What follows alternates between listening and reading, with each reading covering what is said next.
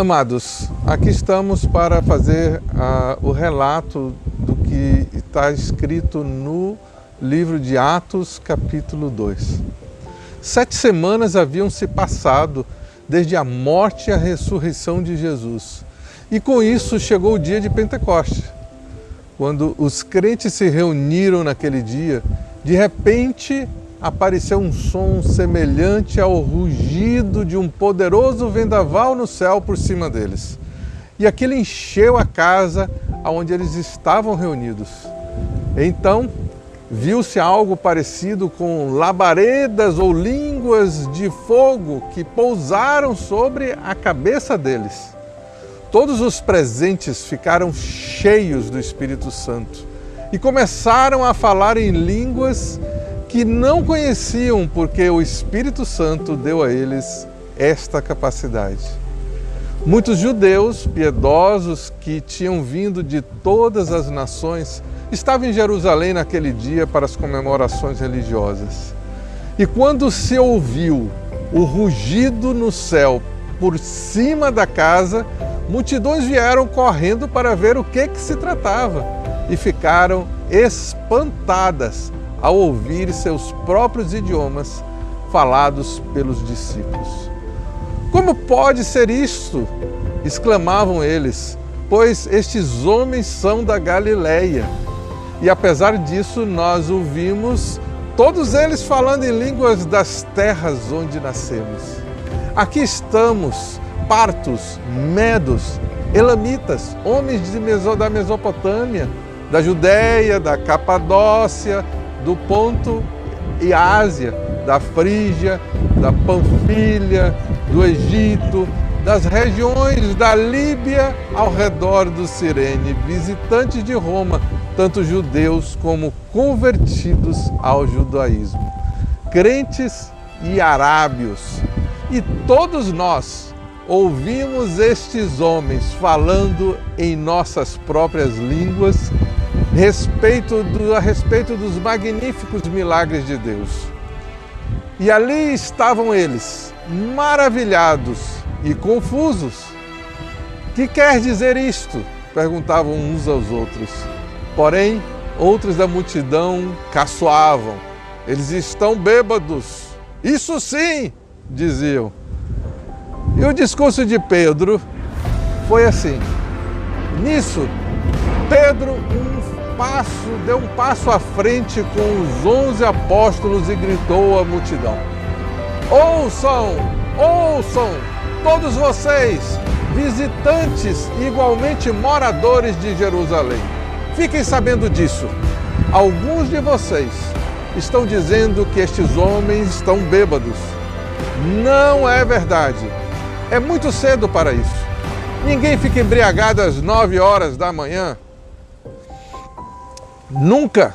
O que vocês estão vendo nesta manhã foi profetizado há séculos pelo profeta Joel.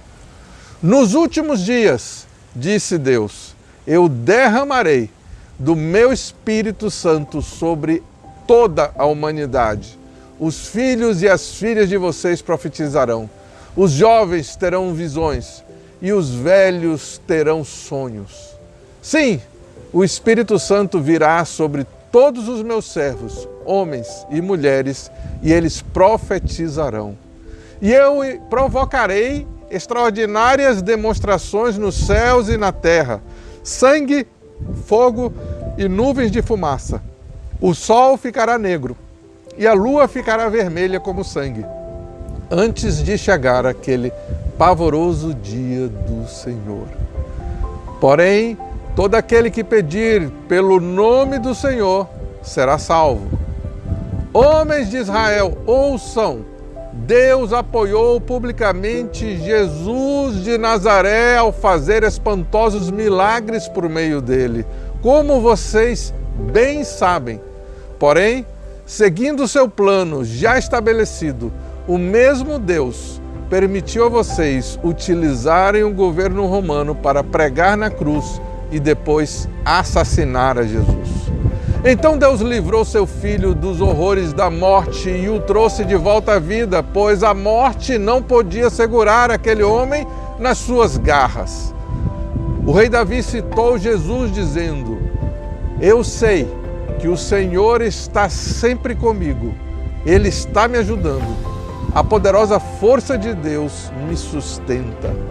Não é de admirar que o meu coração esteja cheio de alegria e a minha língua grite os seus louvores, pois eu sei que tudo andará bem com meu corpo na morte.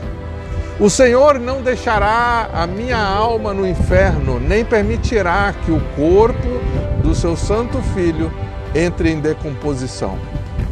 O Senhor restituirá a minha vida e me dará maravilhosa alegria na sua presença.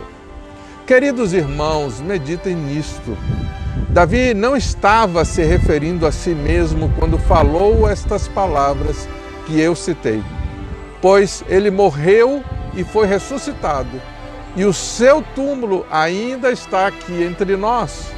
Porém, ele era profeta e sabia que Deus havia prometido com juramento infalível que um dos próprios descendentes de Davi seria o Messias e se sentaria no trono dele.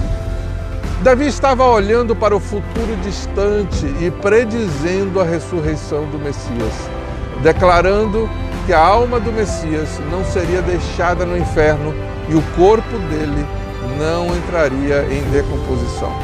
Davi estava falando de Jesus e todos nós somos testemunhas de que ele se levantou dentre os mortos. E agora está sentado no trono da mais alta honra no céu, junto a Deus. E tal como prometeu, o Pai enviou o Espírito Santo com as consequências que vocês estão vendo e ouvindo hoje. Não, Davi não estava falando de si mesmo nessas palavras dele que eu citei, pois ele nunca subiu aos céus. Além disso, ele declarou mais adiante: Deus falou ao meu Senhor, o Messias, e disse: sente-se aqui num lugar de honra ao meu lado, até que eu ponha os seus inimigos em completa submissão. Portanto, eu garanto a todo mundo em Israel que, deste Jesus que vocês crucificaram, Deus fez o Senhor, o Messias. Segue o relato das primeiras conversões. É o versículo 37. Estas palavras de Pedro comoveram a todos profundamente, que disseram aos apóstolos: irmãos, que devemos fazer? Pedro respondeu: cada um de vocês deve abandonar o pecado, voltar-se para Deus e ser batizado no nome de Jesus Cristo para perdão dos seus pecados. Então vocês também receberão o Espírito Santo que será dado a vocês. Porque Cristo prometeu esse dom para cada um de vocês que tenha sido chamado pelo Senhor nosso Deus, para os filhos de vocês e até para os que estão nas terras distantes. Então Pedro pegou um longo sermão falando a respeito de Jesus, procurando convencer todos os seus ouvintes a que se salvassem da maldade da sua nação. E aqueles que acreditaram na pregação de Pedro foram batizados, ao todo uns 3.000 homens e mulheres, e uniram-se aos outros crentes na frequência regular às reuniões de ensino dos apóstolos, de comunhão e nas reuniões de oração. Em todos eles havia um profundo respeito e aos apóstolos faziam muitos milagres. Todos os crentes se reuniam constantemente e repartiam tudo uns com os outros, vendendo suas propriedades e dividindo com os que tinham necessidade. Regularmente, eles adoravam juntos no templo todos os dias, reuniam-se em grupos pequenos nas casas para a comunhão e participavam das suas refeições com grande alegria e gratidão louvando a Deus. A cidade inteira tinha simpatia por eles. E aí, cada dia, o próprio Senhor acrescentava à igreja todos os que estavam sendo salvos. Amém.